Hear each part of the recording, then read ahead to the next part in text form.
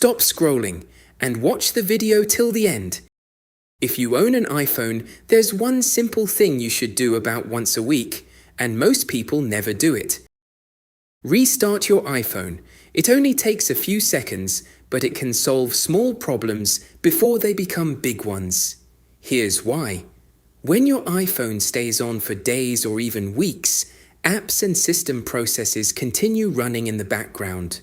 Most of the time that's completely normal, but occasionally an app or process can get stuck or start behaving unexpectedly.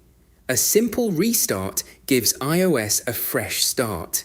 It clears temporary system memory, reloads important system services, and closes any apps or processes that weren't working properly. Because of that, restarting your iPhone can help. Fix apps that suddenly freeze or crash. Reduce random glitches or lag. Refresh Wi-Fi, Bluetooth, and cellular connections if they've started acting strangely. Improve responsiveness after your phone has been running continuously for a long time.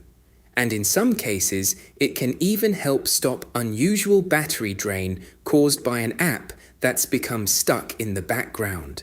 There's another reason many people don't know about.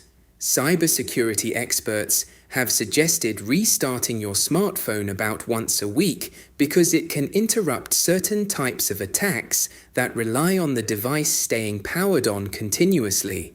It's not a replacement for keeping iOS updated, but it's a simple extra security habit. So my recommendation is simple. Restart your iPhone about once every week.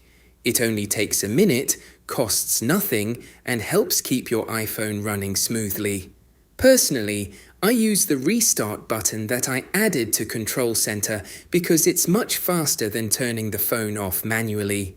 If you don't have that button yet, I've already made a video showing exactly how to add it. You'll find the link in the description. If this tip helped you, leave a like, subscribe for more iPhone tips every week, and I'll see you in the next video.